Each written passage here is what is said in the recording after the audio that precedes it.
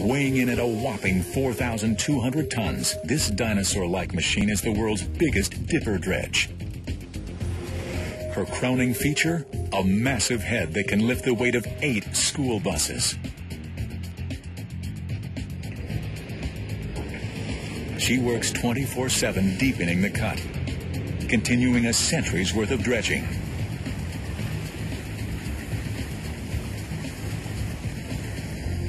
Pete Murata is her captain. If we stopped dredging within a year or two, there wouldn't be enough water to pass the size ships that we pass now.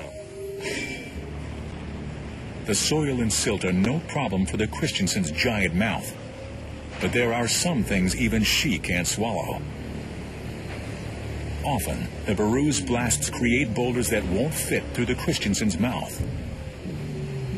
Left alone, the boulder could tilt in the churning waters of the cut and gash a ship's hull. The crew has to blow it up, something they tend to enjoy.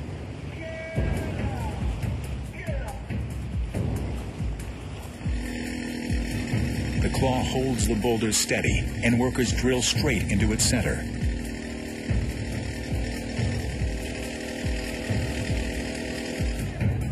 The foreman carefully inserts 3 packets of explosives and gingerly pushes them in.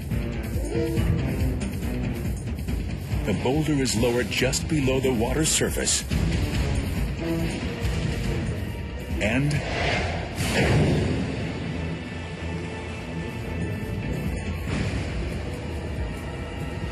one boulder blown to bits.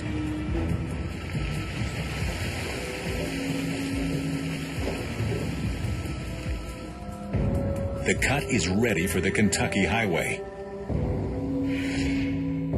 But back at the Pacific Locks, the Kentucky Highway isn't ready for the cut.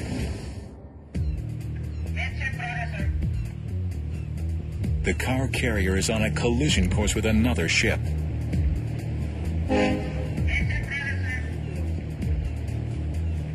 The Kentucky's pilot fights to pull her forward and radios the other vessel's pilot.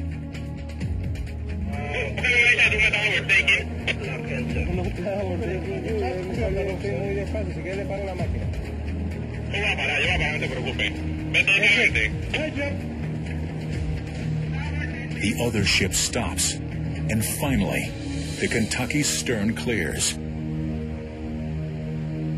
But that was way too close for comfort. In the Panama Canal's Gatun Lake, the rain is still coming down, drastically reducing visibility. And the container ship, the Medi Maersk, is in the thick of it. The head pilot has been on duty for 8 stressful hours. Now, he must hand over control to the final pilot. GPS shows the Medi must cross paths with one more container ship before entering the cut.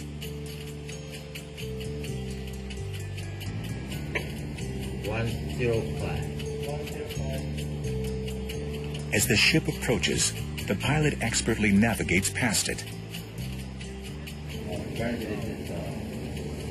The Medi has finally reached the end of Gatun Lake.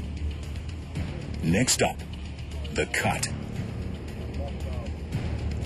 But the bad weather has put her behind schedule. Even if things go perfectly, she may be stuck in the canal all night. And she can't power ahead yet. The Kentucky Highway is entering the cut on the opposite end. She's paid a premium to get through faster. But this car carrier is even harder to handle in the cut than she is in the locks.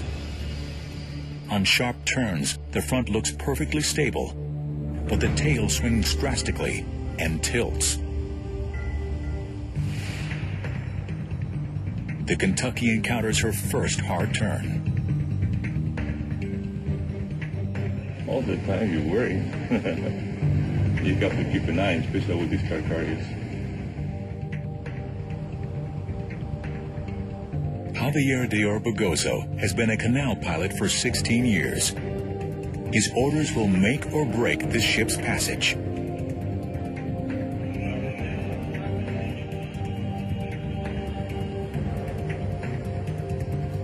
The ship is leaning hard behind the bridge, but the pilot doesn't look back. He must concentrate on the route ahead and rely on instinct to steer the stern. The Kentucky Highway clears the first turn, and 3 more. At the end of the cut, one final test, squeezing past the demolition duo just 150 feet away. She sails safely past. This is where the cut ends and the lake begins. But half of the canal still lies ahead of this ship, and daylight is fading fast.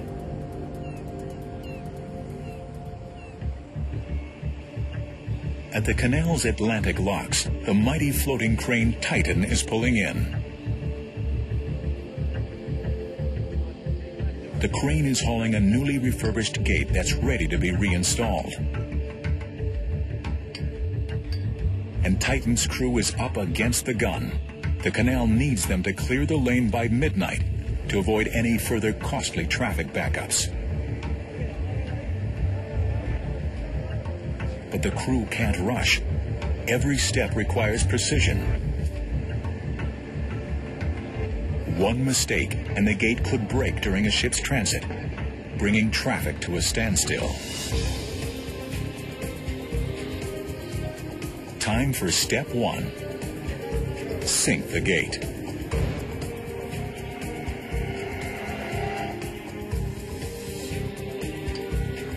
Step 2. Titan must balance the gate on the pintle ball, the bottom pivot point. Titan's powerful hydraulic lifts push the gate forward.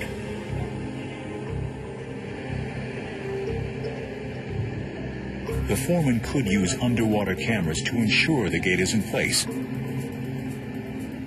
But his gut tells him Titan got it on the first try. They move on to step 3, sliding the gate into the top joint.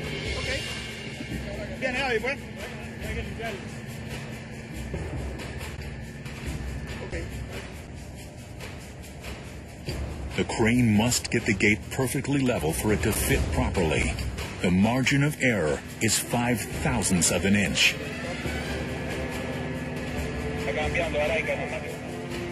How do you level something this massive? The crew has tried GPS, lasers, and other state-of-the-art toys. The most reliable tool, believe it or not, a $2 level. The foreman checks, and the gate looks good. He calls on Titan to move the gate in.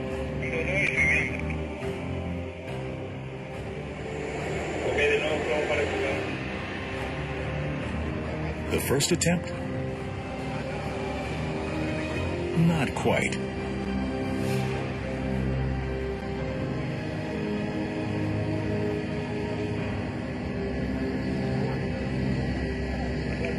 But the foreman thinks Titan can jostle it into place and tries again.